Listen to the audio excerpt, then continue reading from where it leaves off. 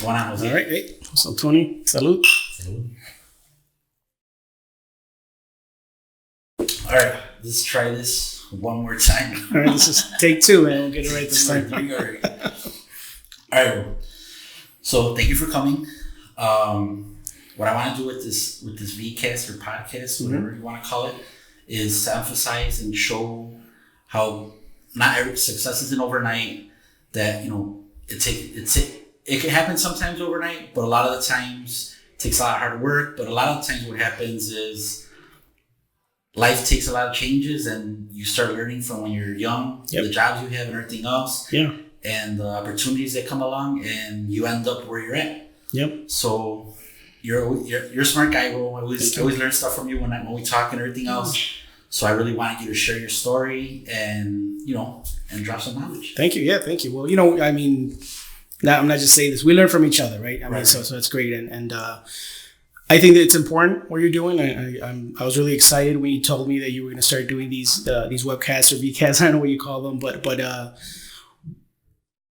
actually, it's been a while now. But I read an article some time ago where it said that it's important to teach your children, right, that success isn't overnight, because a lot of times teenagers or even young adults can get frustrated, right? Because especially with now that we're having our children later in life, if a lot of people are, right? So maybe they don't see that struggle. By the time they're born, the parents are already quote unquote successful. They're already doing well for themselves, right? And because they don't see that struggle, they might think, wow, my dad he has this great job, and according to the child, it's always been that way. So it's important to let the child know that the parent didn't start there, right? And I've always made it a point to share that with whoever will listen, and that's something that I definitely do with my son. I let him know, this is where I started working, and then after that I started doing this, and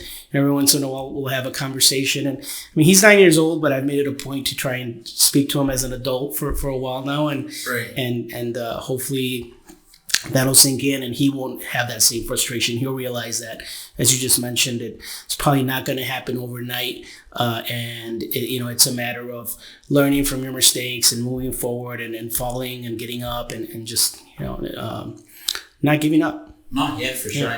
I totally agree with that, because I think for me, it's not that it's frustrating, but for me, what I see is some people see other people's success. And then it doesn't matter what those people do. Like, they're just like, they're in 100% with, when a lot of times those people aren't telling them the truth, or showing them, or, telling them how they got there initially. Yeah. And I don't know. So that's why I thought it was a good fit. Yeah. Then some people, always ask, like, hey, how did you do this? How did you do that? Right. And I'm like, man, I learned from a lot of people. Right. So that's why I like to, that's why my thing was like, I just want to bring in as many people as I can, or talk with as many people as I can, and just share their story. Yeah. And I mean, I can't really speak as to why somebody who is considers themselves successful wouldn't share their journey with somebody who's looking to maybe become successful themselves. Maybe a lot of times, maybe it's a close guarded secret, or maybe it's ego sometimes. Yeah. But that's why it's important to do things like what you're doing now, and hopefully to counteract some of that. Definitely. Correct. So let's start with, where were you born? I was born in Mexico. I was born in Mexico, and I was born in a small town called Huetamo, Michoacan. Okay. I've actually been in the U.S. ever since I was 8 months old. 8 months old. Yep. So what happened, just to give you a little bit more history, as far as my dad came over actually before I was born. Okay. Right. He came, and his goal, like I told you last time, was to purchase a dump truck, because he worked for a construction company, and his goal was to purchase that dump truck and then go back and then be a contractor with that construction company instead of being an employee. So I guess he was sort of entrepreneurial himself in that sense. Right. A lot of our parents, a lot of people would come over, they have plans, and here we are 40 some odd years later, and there's still no dump truck, right? So eventually what happened is he reached out to my mom and he sent her money, and we came over here, like I said, and I was the ripe or the young age of 8 months, and the rest is history. Here I am, and basically in the mid 80s, right when they did the amnesty. They said like St. Ronnie hooked it up, and so I was fortunate. I was fortunate to be able to get my immigration status taken care of at an early age, right? And here we are, by the grace of God. Where did you grow up when you? Yep. So my parents, the common immigrant, right, mentality or what have you. They come in and they join. They go to where other immigrants are in Chicago, and for us, obviously, there's several areas in Chicago, but for us, it was Little Village. Right. So as far back as I can remember, I grew up around the area of 25th and Francisco. Okay. So I was there since I was a little kid, all the way up until probably I was 15, maybe going on 16, when my parents decided that they were going to move from that area to over to 57th, right, and around near Pulaski. Okay. And it was a change. I mean, that area. It hasn't hasn't changed much, but so it was kind of a rough area. And the funny part is that my dad, when he decided that he was going to have us move, he thought that I wasn't going to be happy. He was kind of hesitant to tell me, hey, we're going to move. But little did he know I was itching to get out of there. Yeah. When you're younger, you don't get a lot of, I guess, attention, negative as it may be. Right. But then once you start getting into your early to late teens in those neighborhoods, especially unfortunately for a young male, it becomes somewhat difficult. That's around the age they start looking at you, right? Yep. The games, and they want you to start joining us. Yeah, exactly. So although if for me, I grew up with a lot of those guys, so it wasn't really like hardcore, like, hey, we're gonna be, but there was a lot of pressure, a lot of peer pressure, whether direct or indirect, it was there. Plus, even if you're not in a gang, if you're just walking around those areas and you're putting yourself in. We're black to live. Exactly. So at the time, and now, at the time, 57th and Pulaski, mind you, this is in the early 90s. Right. It was quiet, so like I said, I was happy to move out of that environment for. You think growing up in Little Village, you're up to when you were 15, do you think that helped you in any way with just in general? Like, more aware of your surroundings. Yeah. And it's kind of funny because it definitely does. It makes it so that you have to be more aware of your surroundings, and you have to be more just careful, with who you interact with and what you do. So I mean, I don't know if it helped or not, but it definitely played a part in my upbringing. And speaking back to that, I mean, every experience that you've ever had in life has brought you to where you are today, right? So I'm pretty happy with where I am today. I mean, I could always, I always want to achieve more, but those experiences, whatever they were, have made me the person I am today. So for better or for worse, I'm glad I went through them. Right. Yeah.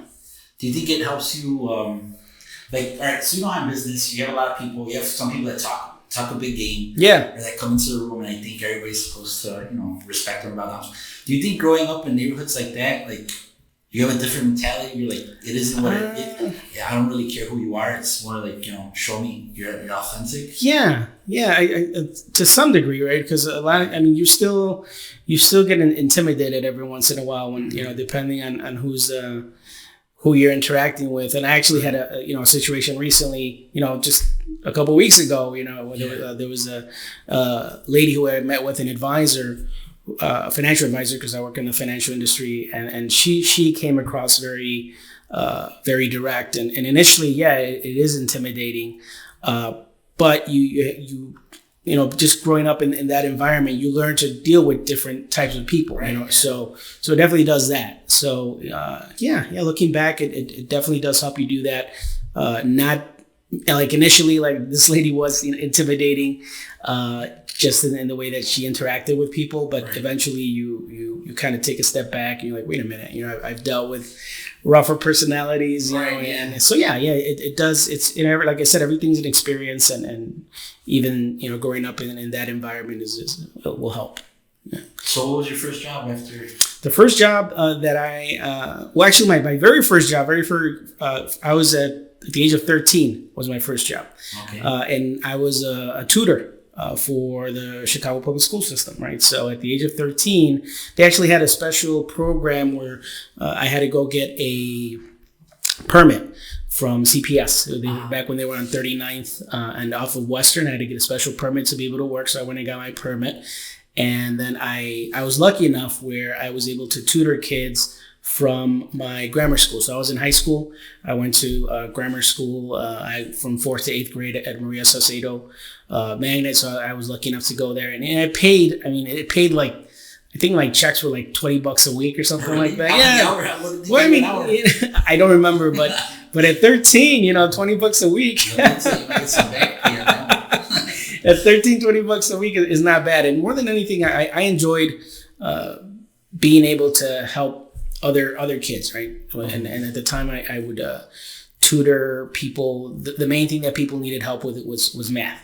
Okay. And even then, going back to how you build upon your previous experiences, that's where if I had to look back, that's where I started learning how to interact with people on an individual basis and figuring out what their needs might be, and then finding a way to help them based on their personality and their needs, because different people learn different ways. Yeah. And even at 13, I realized that, and I'll never forget. There was one of the first kids that I tutored. He was having trouble with excuse me. Yeah.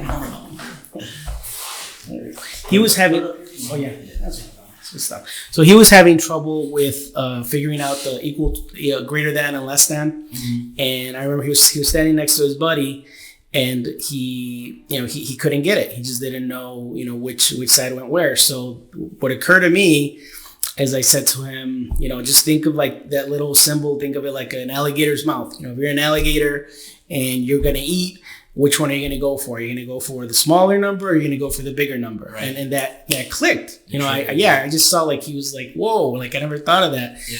And his buddy who was sitting next to him started laughing, like it was like it was But I looked at him like, and he looked over and he was kind of embarrassed. And I said, no, don't listen to him. He learns his way. Yeah. Maybe he learned it a different way, but this is what's helping you. So you pay attention to this. Right. And I mean, obviously I don't know what became of him, but I know that at least at that moment in time, he figured out the difference between, the greater than and less than symbols. So yeah, it was rewarding, and I that kind of thinking, just saying that now, that's kind of carried over into kind of what I do now. Right. Yeah. Yeah, because I think that's pretty big, no? Like you have to be able to determine how people learn and what you're learn ways to explain it to people, because not everybody understands it the same way. And it's the same thing. Like right now in sales, like obviously you're in sales, I'm in sales, and you have to be able to explain your product or service maybe a different way to every person that you're sitting in front of. Not everybody's going to understand it. Like if you're explaining some sort of policy to somebody, you might have somebody who just immediately gets it, and you might have somebody else who doesn't really. So you have to find the different way to explain it to the different people. Yeah. Right. No, I 100% agree on that one. Mm-hmm. So after tutoring. Yep. After tutoring, I guess a lot of young kids, it was in the food industry. After tutoring, my first quote unquote real job was with Baskin Robbins. Okay. Yep. I used to serve ice cream at Baskin Robbins, and at the time, the guy actually, or the owner, he used to pay me less than minimum wage. Right, so he's an entrepreneur. He's a bit at the time, like I was just glad to have a job. It was my first real job. I didn't even think about it, but he took advantage of the fact that we were in the service industry. So he used to treat us like we waiters and waitresses, they get paid. So, tip, man. make sure and tip your waiters and waitresses out there because, sure. because they're not making minimum wage, right? They get paid less than their minimum wage, and so this guy took advantage of that loophole to pay me less than minimum wage. But again, at the time I was like 16, so whatever money I was making was like, yeah, this is awesome. Yeah, exactly. So, but obviously, a lot of people, especially the area that I worked in. What is that? Like it was Rockwell and Cermak. I'm not even sure what that area is. Toys R Us. Yeah, where Toys R Us used to be, exactly. So I was in that area, and people don't tip the Baskin Robbins person. So. Baskin Robbins, the Little Caesars, wasn't it? The Little Caesars was like across. Across. The Baskin Robbins was actually in the strip mall, right by the Toys R Us, and the Little Caesars is over here, But yeah, so that was my next job, and then after Baskin Robbins. Yep. So after Baskin Robbins, basically what happened was, like I said, with the move, that was around the time we moved, right? So it was difficult to drive from 57th to Rockwell. Right. So I got a job at Venture Stores, right? So obviously, they're out of business. But yeah, so I started working there, and actually I got hired as a seasonal worker originally, and I wasn't the best cashier, I wasn't as fast as some of the other cashiers. So after the season, for some reason, I guess I don't know, the lady, the manager liked me or whatever, but she didn't she didn't like let me go. Okay. What she started doing, instead of just firing me, she just cut back my hours, where I was working just one day a week. Yeah. But I didn't care. I just kept going. I it was by the house, and again I lived at home, and I was in my teens, so I just kept going, and I realized what she was doing. So the days that I was there, I made it a point to get better at what I was doing. So for people that don't know what she was doing, like, it's an old trick. Yeah. Young people that don't know that they're getting fired. Like, you start cutting your hours. They cut your hours, so it takes you longer to get to work. Yeah. You're spending time on getting paid. Yeah. If you're working one day a week, they don't want you there anymore. Well, maybe not one day a week, but like if they're just like, hey, you're like, if they start looking at you not to bring you in. Right. One, two things, like, they just, and everybody else is getting more hours. Yeah, exactly. Yeah. Then, if it's across the board, you might be all right, but if it's just you got problems. Yeah. But I realized what she was doing, but like I said, I was persistent, so I guess going back to being persistent, and it paid off. I learned, I got better at my craft, and eventually she realized that, and she started giving me more hours, and then I actually worked there for a few years, actually all the way through college. What did you do there then? You were just registered the whole time? No, I was a register, and then after that I was at the service desk, so it was a promotion. Oh, nice. But at the time, I was never like any type of manager or whatever. I wasn't that serious that early in my life, so that never worked out. Did you pick up any skills there that you think helped out? Definitely, like organizational skills. Yeah. There's definitely that, and again, just interacting with different personalities as a cashier, you do that. You're interacting with different people, and you're gonna have people who will come up to you upset, and you're gonna have people who might come up to you with a problem that maybe you can solve, maybe you can't, and you're able to just continue learning how to do that. Definitely, yeah. And then obviously, counting change. Hey, so going back to like just general stuff, like you were saying that you used to tutor math. How, like, I wish I could emphasize this. I wish I could go back and tell my old self that you really, like, I think I'm decent at math. Right. But, like, how important is math? Just everything. It's funny because I just had a conversation with my son today, and he's 9 years old, and we're trying to keep him studying through the summer, which he hates. Right. But today, where he was doing his multiplications, and I said to him, eventually, well, at least this is what happened to me, and I'm hoping this is what happens to him. Yeah. Your math is going to be your favorite subject. Yeah. And he said why? And I said, well, because math is real. I mean, it's not qualitative versus quantitative. I mean, math, and there's no, when you're reading something, there's comprehension, and even art. Maybe you see something one way and somebody a different way. So, but math is math. It's absolute. Yeah, there's no interpretation. Yeah, exactly. And the same numbers don't lie. Yeah, and that's one of the things that I like about it. And I said, I think hopefully eventually you realize that, and I think that's going to be your favorite subject. But right. I mean, I was okay at math. Good enough to tutor kids on greater than and legal. Yeah. But I really didn't start loving math until my junior year in high school. Okay. And what actually happened, it was my sophomore year. So what happened my sophomore year is that I failed algebra, right? I failed algebra 1. Right. So, because I just wasn't into it, I just didn't want to do it, and I failed it. But then after failing it, that was like a wake up call to me. It was like, oh wow, like that was the first thing I'd ever failed. Right. When it comes to school, so I get this F. So then after that, I started really paying attention to it and how it is, and then that's where I learned, how math is absolute and how there's no interpretation, and right. I just fell in love with it after that, and then after that, I got really good at it, and I was terrible at school. Like, my workers, they were all D's and F's, and my mom would be like, "They're passing you just because they don't want to have to bother with you next year." But I remember for some reason in high school I was good at math. Like I was decent at math to the point where like I was getting really good at algebra and all that other stuff, and I was getting an A. I was like the only class that were getting in. Yeah. And then I got really cocky and I went to my counselor. I'm like, I want to go to calculus and all this other stuff. And then, like, I was way over my head. I got back to her. Like, after a week, I'm like, like, I was just kidding. Yeah, I was just kidding. So after venture, where did you, were you going to school still? Or yeah, I was. Yeah. So I went to school. So what happened with me is going back to, kind of a late bloomer when it comes to just getting things done and getting things accomplished. Yeah. I went through high school and I never applied for college. Like it just didn't even occur to me right. to do it. And I was working at Venture still during I graduated and I was still working at Venture that summer after high school. Right. And my dad, I guess he came into my room and he just said, look,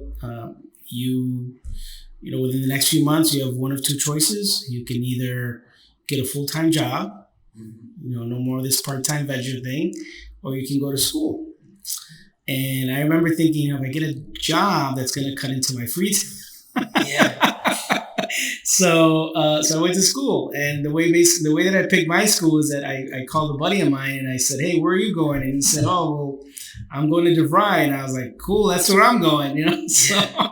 So he kind of walked me through the process, and that's where I went. I went there and I got my bachelor's in business operations, and then I used that to get my first real job after that.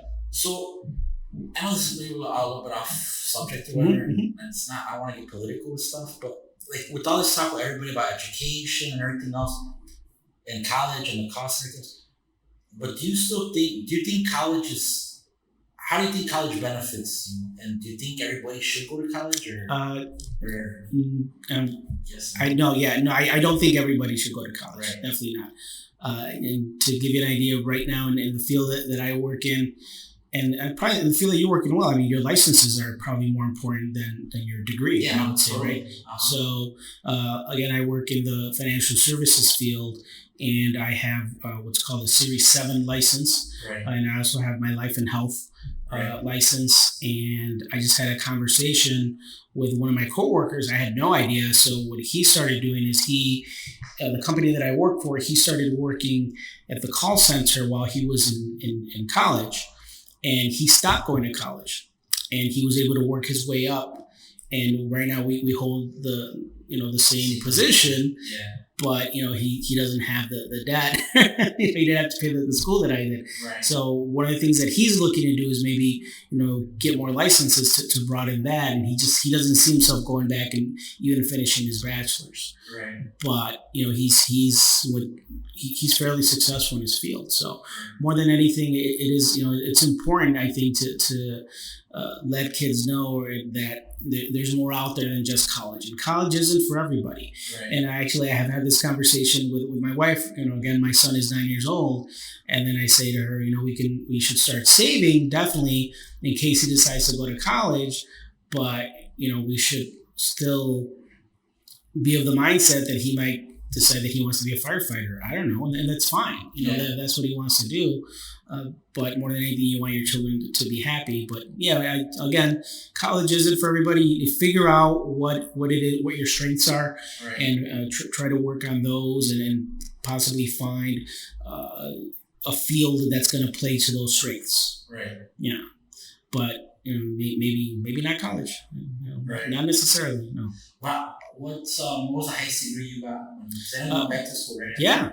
Yeah. So I have an MBA. I do have a master's, and that's, to be honest with you, looking back, more than anything, I got that for myself. Right. And I've especially like on Facebook, I've seen people out there who say, I'm going to get my MBA because I want to make more money. Right. You don't need your MBA to make more money, not necessarily. I mean, you know that, and just because you have your MBA, that doesn't mean you're going to make more money, right? So the reason that I got it, to be completely honest with you, is just something that I wanted to do for myself. I'm not even sure that it helped me get the position that I have now. More than anything, the position that I have right now, I was able to get where I am because of the licensing, and because I'm bilingual.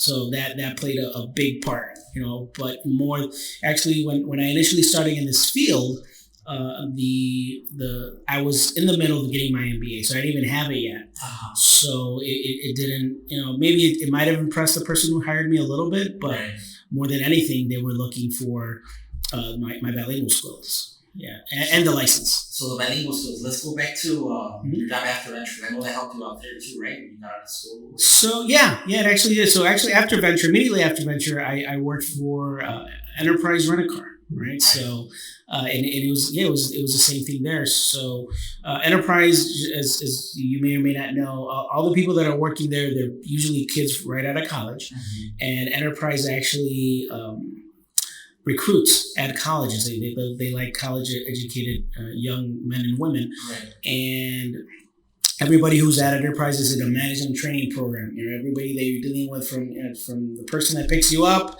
to they're wearing a dress shirt, right? Sometimes the car porter will pick you up, but they're wearing a dress shirt, and then when it picks you up to the person that puts you in the car, sometimes it's the same person, but they're all in that management training program. Right. So, but yes, at the time, the branch that I was working at was right here on Ridgeland and Ogden. In Berwyn. And one of the main reasons that they hired me was because they needed somebody who spoke Spanish, because they didn't have that, and obviously you need that for the area. I mean, it wasn't as much of a Hispanic presence. We're talking about the mid to late 90s. Right. But it was starting, and Enterprise, like most other large corporations, realized that it was a growing demographic that they wanted to go after. So that definitely helped me. Mm-hmm. Do you think, so for sure, the bilingual stuff and everything else helped you out getting that job and while you're schooling? Mm-hmm. What did you learn? Any skill that you learned or picked up in Enterprise? Again, it was so a large part of what Enterprise does, and you probably, if you ever rented a car there, that they're, of course, they're service oriented, but they're also salespeople. Part of their job is to try and sell you their insurance, right? And it goes, and then the upgrading, exactly. So that it again, you have to learn sales skills, right? You have to learn to be able to interact with different kind of people, ask questions to figure out what that specific person might find important, and then sell them on that, right? So an example, if you're, and this is not my story, this is somebody else's story. In one of the sales courses that I went to, there was a guy who said he worked at a furniture store, and he was trying to sell a couch, and the couch had all these little buttons as decoration. Like you see, you know what I'm talking about, right? So he had all these little buttons, and he thought that was the greatest thing in the world. So he had somebody walk in And he starts selling them on how awesome those little buttons are on the couch and how great they look. Right. And the people ended up not buying it, and as they walked away, and he just decided to go ask them, hey, what happened? I think the couch is great. Well, why don't you like it? Yeah. And the guy said, well, you kept talking about the buttons. I don't like the buttons. Right. Now, had he asked just a few more questions, he might have found that out before going all in on the buttons. And it going back to enterprise, and any sales position, you have to figure out, again, what the person's needs are, what it is that they like, and what it is that they're going to find important, and then kind of concentrate on that. I remember, I don't know where I read it, like most stuff that I remember, I just don't know where I got it from. There was one where they don't ask people what they like, or they want to ask them what they don't like, and that eliminates a whole ton of stuff that you're not going to have to talk about, or you're not going to have to feed them or give them or anything like that. Like, you already know that's not what they like, so then you have then you can transition to like, all right, well, this is so I remember that one. Definitely. So then after that, and after Enterprise, you worked. So after Enterprise, it's kind of funny. It's one of those where, and just like I was saying earlier, everything that happens or that you've experienced and everything that's happened in your life has brought you to where you are now, right? That applies to you. It applies to me. So at the time, at one point, I realized that as far as the management training program goes, obviously there's certain steps that you have to take within Enterprise and then within most organizations, right? So one time I was sitting at my desk at Enterprise and I looked at my manager and I was like, I don't want to do that. Yeah. So that's my goal so here. There was actual managers at Enterprise? Yeah. So not everybody was in the program? No. Yeah. So there's people who actually made it through the program and now they're managers. And you can usually figure out who that guy is. Although usually the managers, they're kind of hard to tell apart at Enterprise because they work, just like the other people. I know, when I used to work at State Farm, they always used to come into the office to tell, hey, we're working with you guys for your clients. Yep. And they were all managers, and we were at the office. You should work at Enterprise. They're all managers. Or they're going to be managers. Yeah. So I forgot where I was going with that, but yeah. So you don't want to be like your manager. Yeah, exactly. So I didn't want. I looked at him and I'm like, I don't want to do that. Mm-hmm. So as I was driving around, and at the time I knew that I wanted to get into the financial field, right? And the other thing that I felt is that I wanted to, work more closely with Hispanic people. Latinos. Yeah, with Latinos. Yeah. So as I was driving around, and I drove past this place over on. What is that? Oak Park, Tamayo Financial Services. Yeah. So I saw it there, and I was like, wow. I'm like, okay, here's obviously a Hispanic sounding name, and they do financial services. Right. So I was like, I should walk in there, and I never did. And then Lamborghinis up there? No, not yet. They were still driving the BMWs. It's like you mentioned, there's a lot of interaction between insurance companies and Enterprise. So one of the agents that I was working with, he actually said to me, hey, why are you working here? You should go work at Tamayo Financial. Yeah. I was like, all right, that's weird because I just saw that place. Right. So, and then a few months passed, I never did anything. And my cousin, he said to me, he's like, hey, I got this new job. I'm working on this, and you should really think about going there. I'm like, oh, where are you at? And he says, Tamayo Financial Services. I'm like, get out of here. Yeah. So he talked to the owner, Juan Tamayo Sr. at the time, and I walked in for like the shortest interview I've ever been to, and I brought my resume, and he barely glanced at it, and he's like, "You're hired. Order this guy some cards," So I was like, yeah. So I started doing that. I was at that company for about 6 months. I wasn't at that specific company for that long period of time, but I knew that I liked the job. I like working with numbers. I like working, helping people purchase homes or refinance homes or whatever. And that's how I got into the mortgage industry, and that eventually led to me getting a job in banking. And then from banking, I got my license, my Series 6 license. So from Tamayo, where did you work? So Tamayo, I went to work for a company called the Cardenas Financial Service. There's Cardenas Fernandez. They're the promoters. Yeah. So the Cardenas half of that, he decided that he wanted to get into the mortgage game. Yeah. So I went there, and that probably lasted about a year. Oh, yeah. And then after that, I decided I didn't want to do mortgages anymore. And then I get a call from a guy that you and I both know, Nick Mametti. Uh-huh. He's like, hey, I'm going to start my own mortgage company. You should come work work. Looking for loan officers. You come work for me. Yeah. Freedom Mortgage team, and I did that for quite a bit of years. And actually, immediately after that, I went ahead and started my own mortgage company. Right. Unfortunately, I decided to do that about 24 months before the financial crisis. So enough said, right? So then after that, I went to work for Chase Bank. That's where I got my Series 6 license, which is I would call it one step below the Series 7 license for those who might be in the financial field. So when you left, let me ask you, when you left like the mortgages and stuff, was it just because the market was just done already at that time, or was it you were just looking for something else? No. I mean, like I said, at the time I owned my own business. Yeah. So if it was up to me, I'd still be doing that, right? But yeah, it just got to a point where it was unsustainable. Right. So again, trying to stay in the financial services field, and really the only thing that I could find at the time was working at Chase Bank. Right. And I quickly decided that I didn't want to be in banking.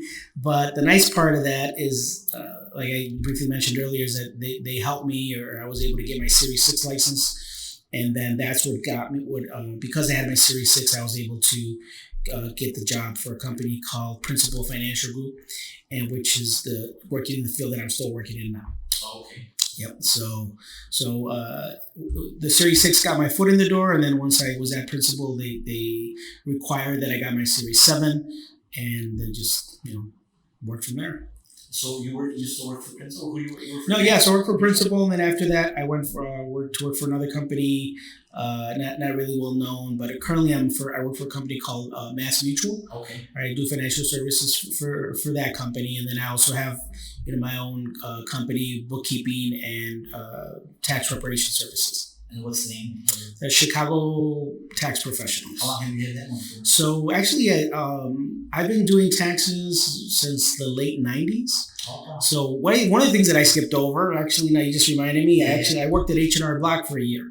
Okay. Yeah, but I went to work for H&R with the mentality that I was going to learn how to do taxes so that I could open up my own business. Right. So I've been doing that with my business partner, Sal Gutierrez. And we've been steadily, so it's been seasonal up until very recently. Right. And I'd say within the last 2 years, we've worked on expanding our services, not just during the tax season, but we also help people with their bookkeeping and payroll and what have you. And the name Chicago Tax Professionals was never taken by nobody else? No. Yeah, nobody took it as far as we know. At least they didn't incorporate it. So yeah, we still have it. Yeah. Oh, that's awesome. So how did you, when you and Sal started, what was the process with that, with you and him? Like, you just started by yourself? Yeah, no. So what happened is, it's kind of, so Sal and I have known each other since we were 4 years old. Oh, So coincidentally, he and I both enjoy working with numbers. And I have like I said, I do have my MBA, but before that I had my bachelor's in business. But he actually has a bachelor's in accounting, so he's more like the bookkeeping guy. But just like I said, just by sheer coincidence, we both enjoy working with numbers. And I'm the one that started the tax thing on my own. Right. And I said to him, hey, what do you feel about doing taxes? And he's like, sure. He started doing that, and then he realized that he liked doing that. He liked helping people. And again, a tax professional, at least someone who does the job well, is essentially a problem solver. And we try not to just do your taxes and send you home, which unfortunately is there's a lot of like, almost like a factory mentality. Yeah, when you go to these places, just like, give me your information. This is your refund. See you next year. Right. What we try to do is we try to do a little bit more tax planning. We take a look at why the refund is the way that it is, and try to figure out how. And I actually asked people. I said, would you rather get a bigger refund next year, or do you want to maybe get your money throughout the year? And we try to work it out. Where they say, I'd rather get more money per paycheck, even if I don't get as big a refund. Right. And we work that out for them. Yeah, so we go a little bit deeper than just your average tax preparer. When you started that company, how was it hard? Yeah, so basically, like I said, my parents, especially my mom, like I said, my dad, his idea was to get that dump truck. So that was kind of entrepreneurial. But my mom, she's a hardcore like entrepreneur. As far as back as I can think, she's had her own business. And at the time, they owned a jewelry company, and they had like extra office space. And I said, hey, could I start my tax prep business out of that office space, that you guys have there? And of course. Right. So I just basically bought some software, got some business cards, put up a sign, and I was off to the races. And of course, at the time I had to get a business license, so we got that. It was a little bit more difficult back then from what I remember. It's easier now, but I got it done, Oh, that's awesome. Yeah. So then, what was I gonna? I asked you last time. So share the story with how you thought that how you when you were young, that you said, I want to work with numbers, or I want to work in the financial service, but you had no idea where to start. Oh yeah. Yeah. So this is a story that I shared. So this is a friend that you and I share. His name is Jose Luis Gutierrez. We call him Pepe. Right. So I've never said this to him before, but he was actually my career counselor, right? And the way it worked is we were at a cotillion, and we were having a conversation, and I just asked him, like, what are you planning to do, just in life or what have you? And he said, I like art. I'm going to get into art. I'm going to get my art degree, and I'm going to be an art teacher. And today that's what he does. Right. But I remember at the time I told him, like, wow, that's great that you already know. Because at the time he was probably like 14, 15. Right.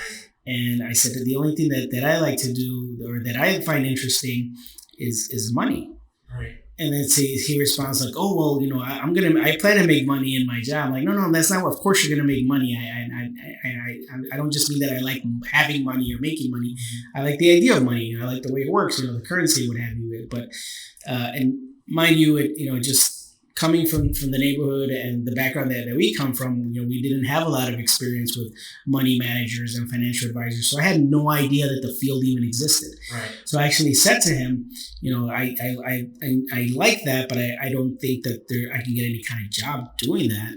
To which he answered, well, maybe you should look into that. There must be something out there. Right. And that's what got me started, interested in business, and ended up when even though at the time I didn't know exactly what college I wanted to go to. I picked my college based on where my buddy was going. Right. But I knew that I wanted to work in finance, and again, I got my degree in business. Right. So, but yeah, that's so Pepe, thanks for being my career counselor. But that's how basically how it started. That's what started the spark, so to speak. So, what would Jose today tell young Jose working tutoring? Oh man. It's kind of, if anything, I would say to just be more proactive. I was really laid back, and I just kind of let things happen, and very just kind of went with the flow. And I always had this mentality where I just figured things were gonna work out for me. Yeah, and I just like, I'll be all right, but and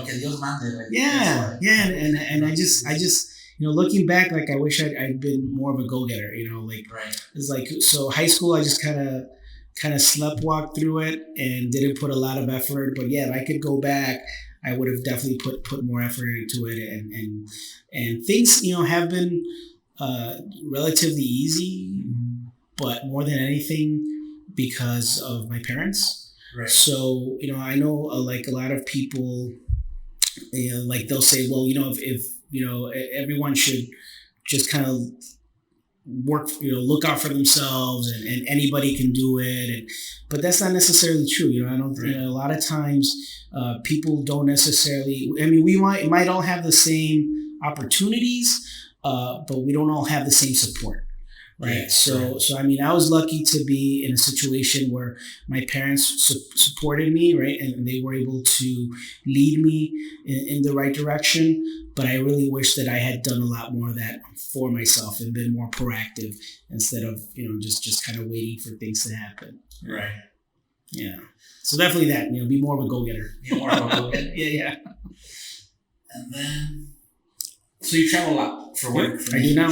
Yep. Yeah, and you're a foodie just like me. So Yeah. we're always just eating whatever gets in front of us. Yeah. What what's your favorite go to, or like what's your what do you recommend in Chicago? So basically, well, when I'm traveling, I try to look either for a Mexican place, of course, right. But I even more than that, I try to look for a Thai place. And I made it a point that every state that I go to is look for a Thai place. Or but one of my favorite dishes is pho, right? Oh, Yeah. What is that? Korean or Vietnamese, right? So I'll look for a Vietnamese place, and sometimes it'll just be like an Asian place that sells pho. It won't be the best, but honestly, the best that I've ever had. As far as pho is concerned, actually, right here in Des Plaines, it's actually a local place, right? I want to say it's. I'm gonna have to get back to you, but it's the one on Summit? No, it's in Des Plaines. Oh, it's in Des Plaines. You know what? Someone told me about that one. I said the other day too. Yep. Someone was telling me about that. No, it was someone else. Yeah. I'm always having conversations with people about food. It's a great dish. Yeah. So that's probably the best one ever, and I've had it all over the country, and then the best one is that local one. But so you've been around all over the country. Mm-hmm. Is there Mexican food everywhere, or what's the most common thing you see, like other than American food? No, yeah, definitely. You'd be surprised where you find Mexican. I mean, there's places where there's no way there's Mexicans here, and they're always there. And it's kind of weird because a lot of times you walk into a Mexican place and all the customers are not Mexican, right? But obviously the cook staff is, and you can always tell like when you walk in, or I walk in as a Mexican, like the waiter's like, whoa, wait a minute, we got a real Mexican here. They'll tell the guys that now they got to be on point. they got to throw down in your kitchen. Yeah, exactly. So.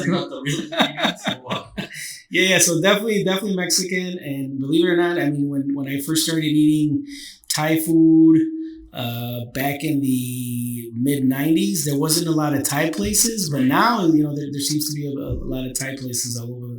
Do you think in business there's an importance of being able to eat different foods? To be honest, no, it's probably, I guess the difference between you and I is that I think you do more like social eating. Right. When I go to these places, it's a table for one. That's me. So it's not. I just kind of. I mean, I eat different things because I like to do it, but it doesn't really help me as far as meetings. But in my, like I said, you and I we're in different situations. But yeah, it's funny. I was thinking the other day that if I ever write a book about my travels, I'm gonna call it Table for One. So. That would be a good one. You shouldn't have said it on here. So tomorrow on Amazon, Table for One. Yeah, for sure. And then after that, so what was the first thing you bought with your money? That's a question I think. Oh yeah. So we've had this conversation. So I remember the very first thing, and I still have it to this day. The very major purchase that I when I first got my paycheck from the tutoring job is I bought the Bobby Brown "Don't Be Cruel" tape, which I still have, and it's sitting in my garage, and I showed it to my son the other day, and I'm like, he's like, "What's that?" I'm like, "Well, there's music on here, and we can't listen to it because I don't have a tape player." But, is that the case for it? It's in the case. Yeah, I got to check now. Put it on eBay. I know it's in the case, and with the lyrics in it. They used to put the Bobby Brown. So he's there, and that was the first thing that I purchased, and I still have it. And I showed it to him. I said, "This is the first thing I bought with my money, and someday you're gonna buy the first thing with your money, and hopefully you'll be able to hold on to it." One of the last questions I want to ask. Yeah. So you worked and you lived and you did business all through the last real estate boom and everything else. Yeah. Where do you think the market now and the way it is today? What do you think? Not like forecasting. But what do you think, like? Yeah. So it's funny you mentioned because my wife she's a realtor now. Right. So most of my experience with the real estate market is through conversations with her. Mm-hmm. I have my mortgage license as well, and actually still with the gentleman that I mentioned earlier, Nick Mametti. He now owns a company called iLoan Corp. So I have my license with him. So I do mortgage loans, not as much as I used to. Obviously, not nowhere near as much as others, but more than anything, my experience with the mortgage market or the real estate market is through my wife, and so we do have conversations about that. But it just seems like one of the fears, I guess, that she has, that she's noticing that houses are increasing in price rapidly, and it's kind of giving her flashbacks of what happened back then. So she foresees. And again, it might just be nerves, because we went through this before. But she foresees maybe not a crash, but definitely what we refer to as a correction in mortgage prices, or rather in real estate prices. Right. So, and I agree. It just seems to be headed in that direction. There might be hopefully nowhere near as bad as what happened back in '08, but definitely a correction of some sort. Yeah, I think it'll a plateau and a correction. Mm-hmm. I don't think it'll be as drastic as this.